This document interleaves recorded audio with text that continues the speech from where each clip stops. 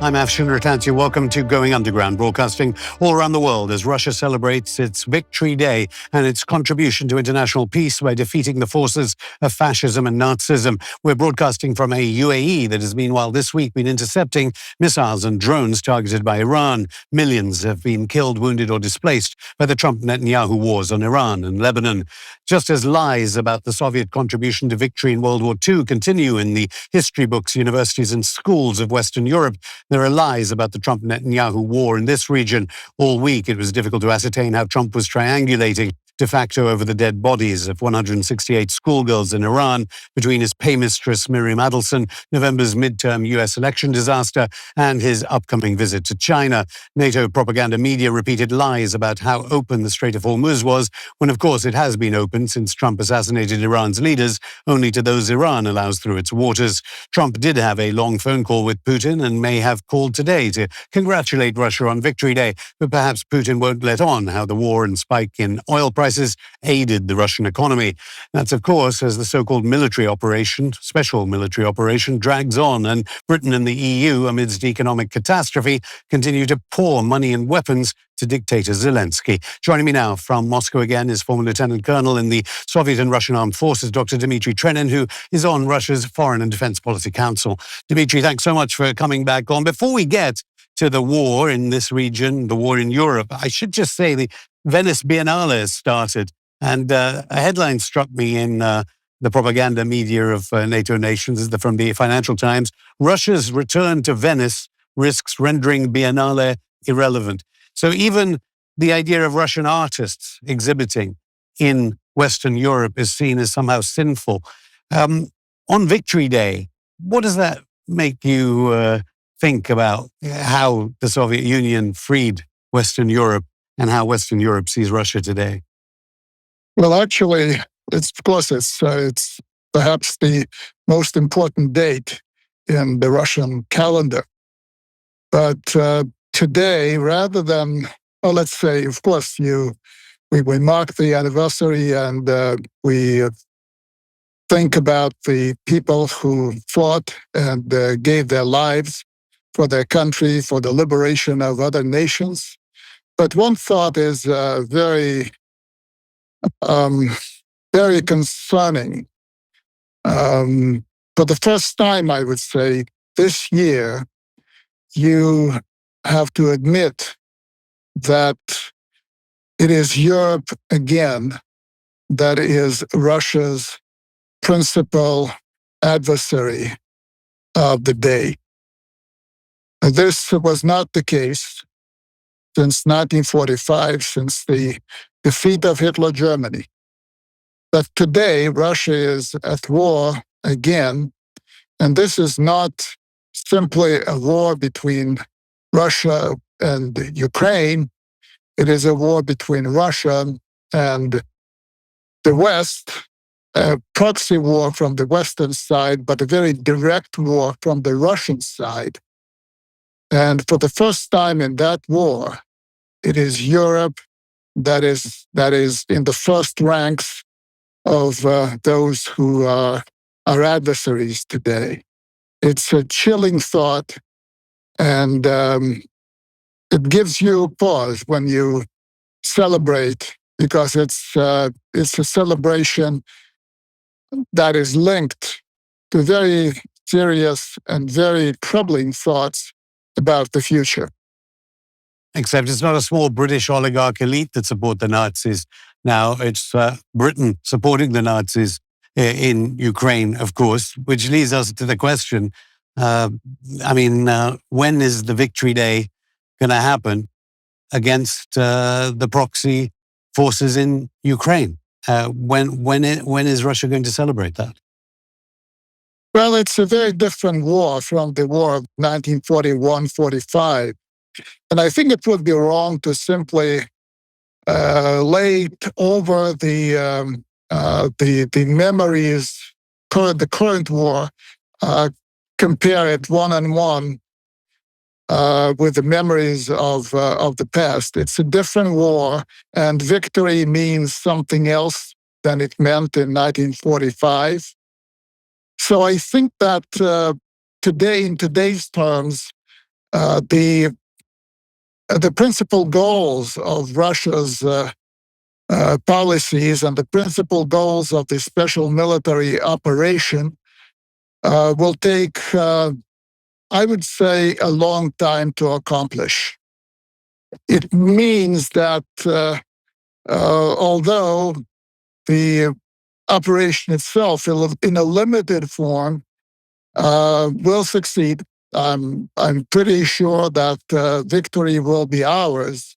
But beyond that, Russia will face a hostile Europe. It will face elements within Ukraine that will be outside of Russian control, that will try to do as much harm to Russia as they can. So it's going to be a long slog. It's a long war that Russia is waging today. And it's not like next year or in 2 years' time, there'll be peace and Russians and Europeans will celebrate together as they did for a long time after the end of the Cold War. It's going to take so much more time, and it will take so much more effort on our side to reach the goal and to achieve victory. But as I said, victory will be ours, but it doesn't mean that it will be victory over Europe or over Ukraine. It will be a victory against those elements in Ukraine that are branded Nazi, meaning ultra-nationalist and ideological descendants of Hitlerism. And those forces in Europe, primarily among the elites, that have built Russia into a bogeyman again, and that use the Russia threat for their own ulterior motives. But isn't the point that Russia is failing to capitalize on the chaos of a Trump presidency? And after Trump will come back to normal, the deep state, so-called, in the United States that created the conditions for the proxy war in the first place, and will be pouring ever more weapons than even Trump has been. Trump obviously has been giving satellite guidance. And Russia is clearly failing in this window of the Trump presidency before his perhaps impeachment after the midterms. Well, I don't know about Russia failing to use this window of opportunity. I would disagree that there was or that there is a window of opportunity. Trump not necessarily through negotiations, which are clearly appearing to be pointless, right, but through military means. Well, through military means, I think this is my own conclusion. I think that the Russian way of war, certainly the Russian way of waging this particular war, is extremely restrained. And there are reasons for that. Ukraine long been considered, part of the bigger Russian nation. Kiev is the mother of Russian cities. People on the battlefield on the Ukrainian side most of them look the same as the people on the Russian side. If you listen to what the prisoners of war are saying, the way they're saying things. So it's to many Russians, including those who are among the decision makers, these people are misguided. They are being used by the West in the West's very long battle, very long war against Russia, starting maybe in the 18th century or maybe in the 17th century or maybe even earlier than that. Some people point to the 16th century as the first war between Russia and Europe, the so-called Livonian War. So Yeah, but Clearly, I mean, Russia on the has- restraint yeah. issue, I was taught at school not about the 27 million that gave their lives for the fight against Nazism. I was taught about the Crimean War when I went to school. As regards restraint, I mean, on Mondays going underground, we're speaking to a former U.S. Treasury official who says you don't show restraint against a hegemonic power. And the same criticism can be leveled against Iran as it can be against Putin and his conduct of this war. Restraint is what gives the opponent their advantage. Well, I think this war, you would appreciate that this war was not called a war, and was not started as a war. It was started as a special operation, let's say more of a political operation on steroids, with the military essentially backing the internal Ukrainian forces, toppling the regime that came to power due to a coup in 2014. So this was something that very soon was exposed as wishful thinking. And even after that, the war was fought with only a fraction of the Russian military forces. During the restraint period, people were dying in Luhansk and Donetsk. That's true. I mean, they were dying during the 8 years of neither war nor peace. After the coup in Kiev in 2014, the republics of Donbass, the Lugansk and the Donetsk republics, held a referenda and they declared independence. And of course, this was met with military force sent by Kiev. And then for 8 years, the Donetsk and Lugansk held out against the forces of Kiev without Russian support. Right. Well, without going through the history of it all over again, isn't the fact that Russia is not winning the SMO? And in fact, the reason why it appears to be winning is because of the defeats by the United States and the vassal powers in Western Europe keep cascading around the world, whether it be the US defeat against Iran and the complete economic catastrophes that have been caused by themselves in the European Union and in Britain. It's not so much Russia winning, it's the failure of the opponents as they repeated strategies that fail. Well, their strategies failed in the Middle East. If you look at the Ukrainian theater, I think they managed to muster their resources. I'm talking first of all about the Europeans, and they managed to put up a very significant force on the Ukrainian side, arm them, guide them, give them everything that they need, from intel to weapons to production facilities for their drones and stuff like that. So I would say that although Russia moved forward on the battlefield, although slowly and incrementally, on the Ukrainian side, there was a major spike in primarily European involvement in the war. Mr. Trump has reduced America's involvement, but even then, the United States still provides Ukraine with a lot of assistance in various fields, and that this counts. I think Russia certainly could have destroyed lots of very important targets in Ukraine, but Kiev is still very much a normal city. You do not compare Kiev to Beirut or Tehran or to one of the other cities that have been targets of U.S., NATO, Israeli attacks. Dmitri Trenin, I'll just have to stop you there. More from a member of Russia's Foreign and Defense Policy Council after this break.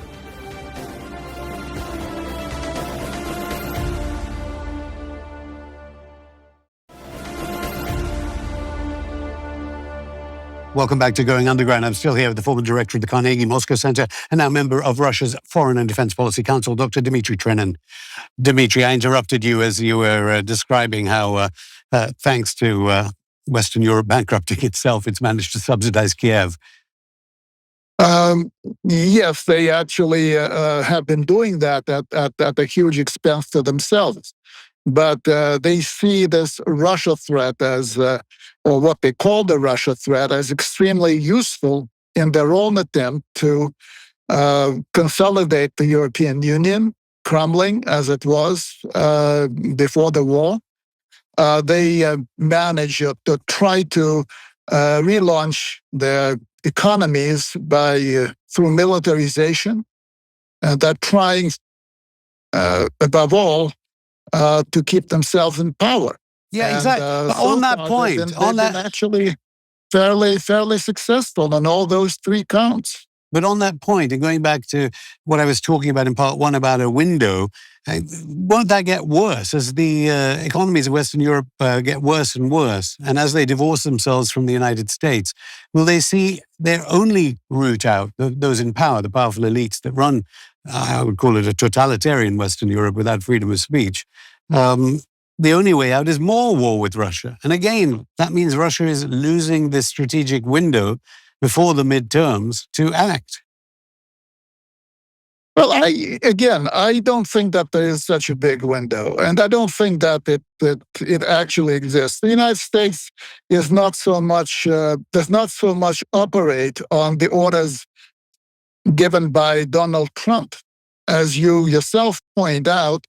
The United States is ruled by the deep state, and that deep state has been there for a long time and will be there after Donald Trump leaves the White House. So Donald Trump is not all that essential for the fate of the fate of the outcome of the war, for the fate of this confrontation. Let me tell you this: Donald Trump allegedly.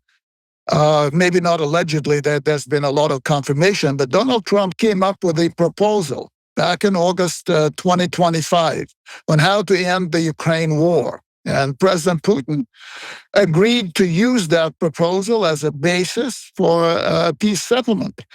And since then, since August last year, Mr. Trump has not been able to lean hard on the Europeans or to order the Ukrainian client of the United States to accept the proposal agreed upon notionally between Washington and Moscow.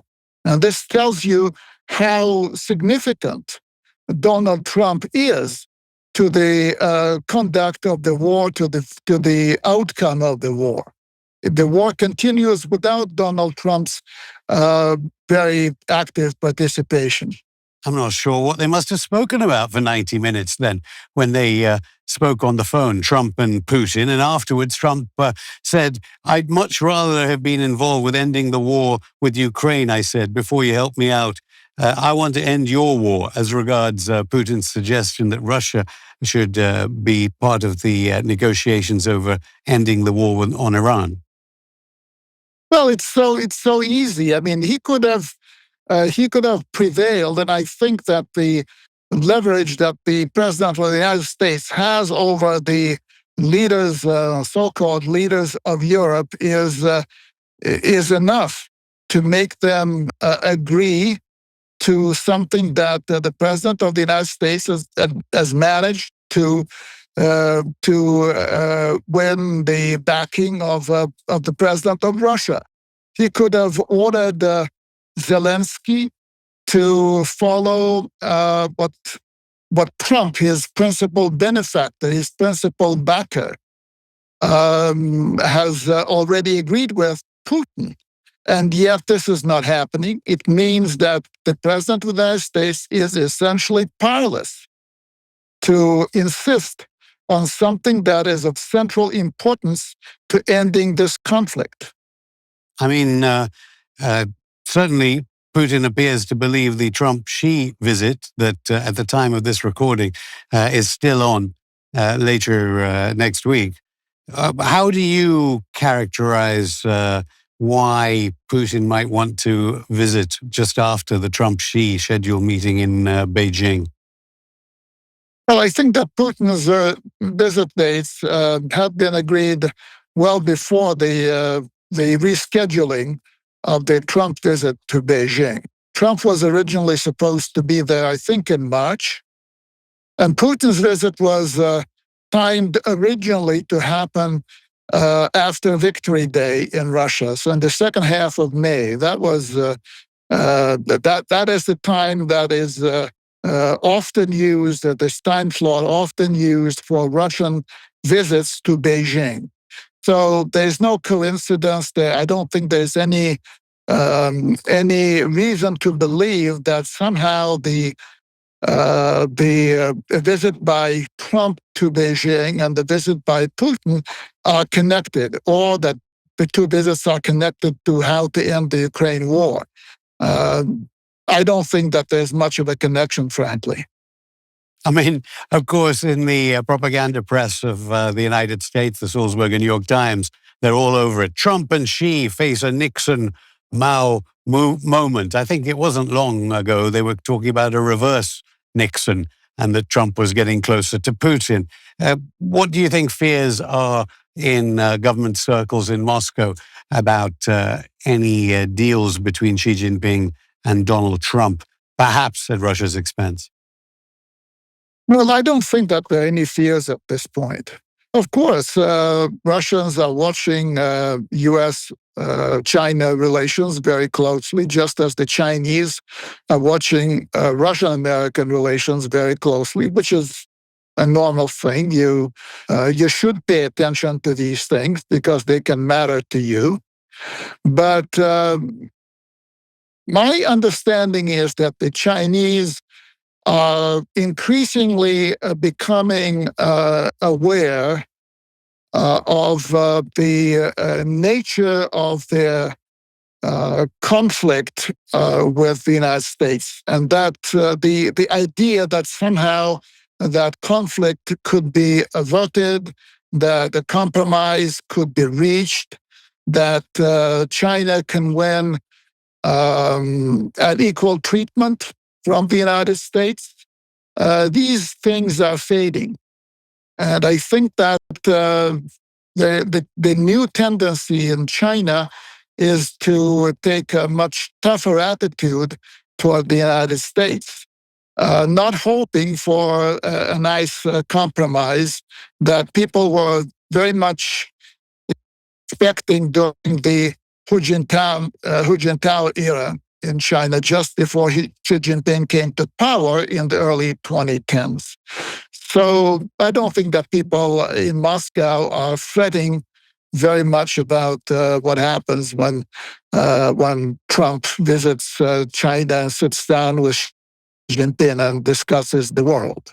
Yeah, clearly they dismissed the threat of sanctions from Trump over Iran very quickly indeed. But then, of course, could that mean that Trump caves in to China and makes a deal perhaps over Taiwan? Who knows? And Trump himself has a limited shelf life. This allows U.S.-China relations to progress whilst the proxy war on Russia through Ukraine continues. Well, I think that it's very likely that Trump would want to have some kind of a pause in the conflict with China. He cannot handle a widening conflict or an intensifying conflict with China, even at the time when relations between Russia and the West are deteriorating very fast. But you mentioned that Trump may be just months away from an attempted impeachment in Washington. And Trump is at the midpoint in his second presidency. And whatever happens at the polls in November is going to be less relevant to setting U.S. foreign policy as well as domestic policy than he is even now. So an agreement with Trump may be not worth that much. And I think that the Chinese are also looking beyond Trump today. What happens after, not only after November 26th, but November 28th, when the Trump will finally. I mean, he may have to end his presidential career earlier. Who knows? But that's the ultimate date, and you need to look to look ahead, and you have to look beyond Trump. I think he may have spent much of his political force until this present moment. And the debacle in Iran, or with Iran, may cost him dearly in the remaining 2 years. Yeah, and we know that deep state doesn't like China. I mean, one could see it, this Victory Day, as if Russia's lost, say, Venezuela to a certain extent. It lost Syria. And in Armenia, there was a conference in the past few days. Zelensky was there, Mark Rutte, Mark Carney was there, the man that at the Bank of England stole some Venezuelan gold, I think, Ursula von der Leyen. And what did you make of this happening in the Caucasus, South Caucasus? What does that say about Russian influence? Well, Russian influence certainly exists, but Russia is not using it very much. Armenia today depends enormously on the Russia trade. Out of the entire trade turnover of Armenia, half of it is with the countries of the Eurasian Economic Union. And let's say 90% or close to 90% of that is Armenia's trade with Russia. Armenia, the Armenian leadership has come up with an idea of, if you like, sitting on two chairs at the same time. They are benefiting hugely. Their GDP is growing very fast. They're benefiting hugely on its trade with Russia. But politically, they want to side with the European Union. And Pashinyan, the prime minister, for a long time has been very closely associated with pro-Western forces and, NGOs like close to Soros and the like. So it's not that we have only now discovered that he's taking Armenia away from Russia. Again, Russia is not the Soviet Union, not only in size or in its influence around the world. Its philosophy, its political philosophy is different. Okay, Russia Dmitri, is alas, not building an empire. We're out of time, alas, but happy Victory Day. Thank you, Dmitri Trenin. Thank you. You're welcome. That's it for the show.